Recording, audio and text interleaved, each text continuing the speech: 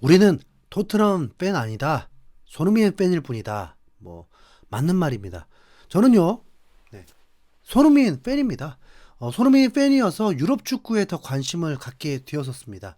더 정확히 토트넘에 관심을 갖게 되었죠. 10년이 지나서 손흥민은 토트넘을 이제 떠났습니다.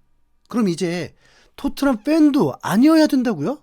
아니, 자, 손흥민이 누구 편입니까? 손흥민이 어디를 응원하겠습니까? 손흥민이 토트넘 편입니다. 그럼 손흥민 팬이라면 토트넘 응원해야죠. 10년 동안 손흥민 때문에 토트넘 응원한 걸 기계도 아니고 갑자기 어떻게 단번에 리셋해버립니까? 마음은 진짜 리셋해버리고 싶은 심정입니다. 손흥민이 떠났는데 토트넘이 잘하더라. 한켠으로 좀 심란할 수 있잖아요. 손흥민이 없어도 돌아간다는 게 말이죠. 네. 또 토트넘이 떠났는데 토트넘이 망하더라. 뭔가 좀 쌤통인 것 같으면서도 그게 어떻게 토트넘 또 응원이겠습니까? 그리고 토트넘이 이도 저도 아니면 그런 팀을 어떻게 응원하고 있겠습니까? 내가 응원하는 팀이면 그래도 잘 되길 응원하는 게 맞잖아요. 토트넘이 어떤 성적을 거두든 매우 지금 찝찝하게 되는데, 와, 진짜 이건 해도 너무하네요. 이걸 바란 건 아니었거든요. 지금 리그 14위, 17라운드까지 성적이 14위입니다. 솔직히 손흥민 팬이라고 해도 지난 시즌 17위, 올 시즌 14위, 그냥 중하위권 팀이 응원이 될 수는 없습니다. 이게 운이 좋지 않았다, 그런 게 아니라서 지금 더 큰 문제입니다. 기대 득점값, 슈팅수, 실점 대비 수비 지표 대부분이 중하위권 수준입니다. 2년 연속 중하위권 순위는 토트넘 100여 년 역사상 처음 있는 일이라고 합니다. 물론 아직 전반기니까 이게 끝이 아니라면 벗어날 수 있겠죠. 포체티노 감독이 2019년 11월에 리그 14위까지 추락을 했을 때도 무리뉴 감독이 이끌면서 최종 6위로 마쳤습니다. 그런데 이제 그때와 다른 건 지금은 손흥민, 케인 같은 선수가 없다는 거죠. 네.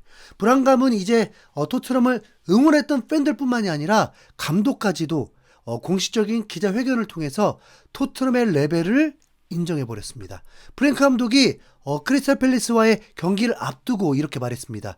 솔직히 말하면 현재 팀은 과도기에 있다. 챔피언스 리그에 나설 수 있는 구단이지만 정말 챔스 수준에 맞는 구단인지 의문이다. 지난 시즌은 우리는 프리미어리그 상위 5등 안에 든 구단이 아니다.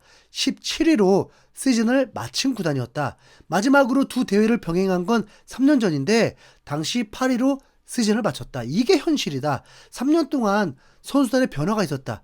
자, 그리고 이제 결정타를 날렸습니다. 공격의 핵심이었던 손흥민이 더 이상 팀에 없다.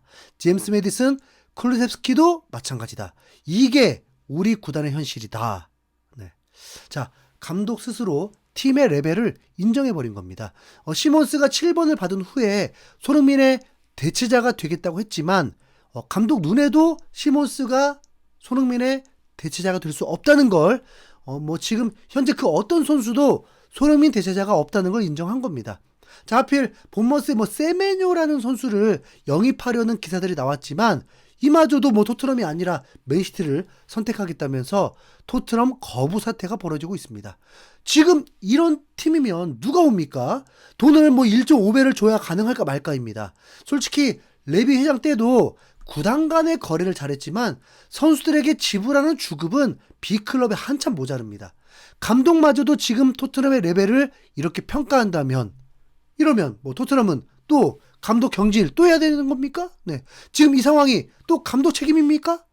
자, 지금부터는 정보들을 전하는 게 아니라 도대체 이런 상황이 진짜 왜 찾아온 건지 좀 역추적을 좀 해보겠습니다. 자, 엔지 감독은 토트넘이 그토록 원하는 우승 트로피를 들어 올렸습니다.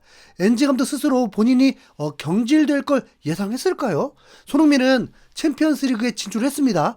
1년 자동 연장도 되었습니다.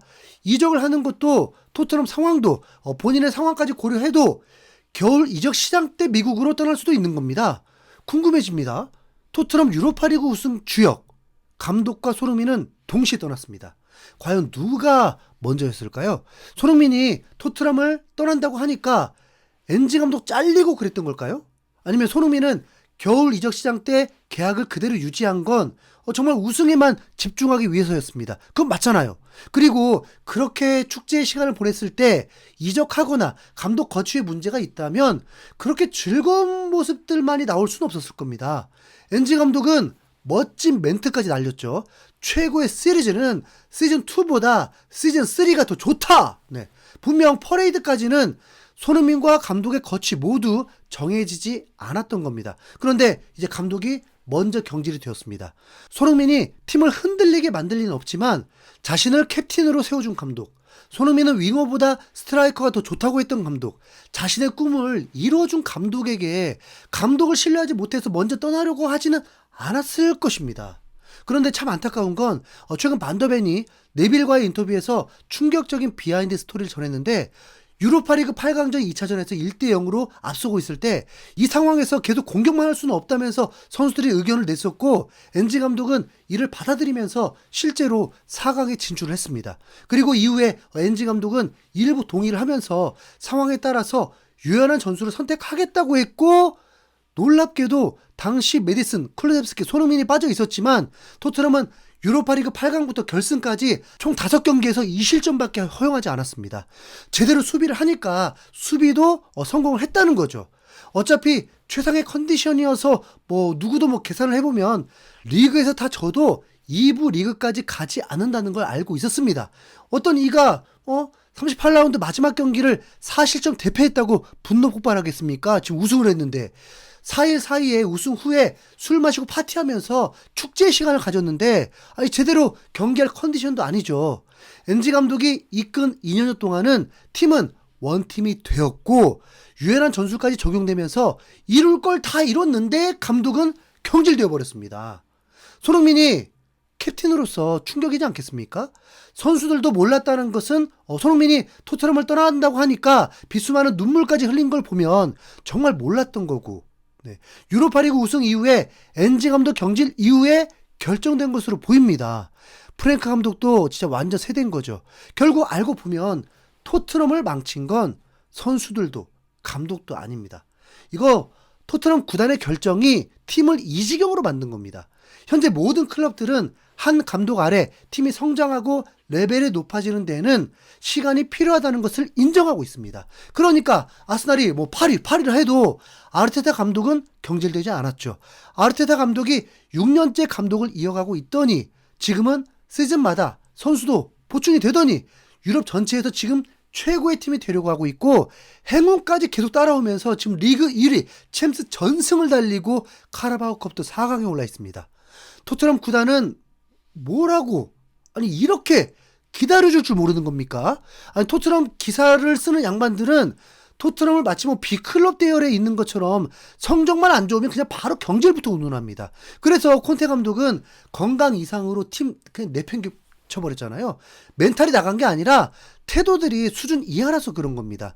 토트넘 성적이 상위권에 있어도 콘테 감독은 아직 토트넘은 멀었다고 했고 우승까지 가려면 2, 3년은 걸린다고 했는데도 바로 성적 내라고 압박을 했었죠. 토트넘 운영진에 레비도 지금 없습니다. 수뇌부에서 이 사태를 만든 주범이 누군지는 알 길이 없습니다. 토트넘 구단의 판단 미스에 계속 불운까지 찾아오게 되는데 그 불운이라 함은 선수들의 멘탈이 지금 나가고 있다는 겁니다. 저는 선수들 비난만 하고 싶진 않습니다. 뭔가 지금 꼬여 있으면 실력 발휘도 제대로 못하게 되는 게 맞잖아요. 네. 팀워크도 발휘하기 힘들고요. 로메로가 진짜 걱정입니다. 네. 분열이 되기보다는 진짜 손흥민 정신 이어받아서 우선 꼭 버틸 수 있길 응원합니다. 강등까지 가지 말자. 제발. 이상 흰수염고래였습니다. 감사합니다.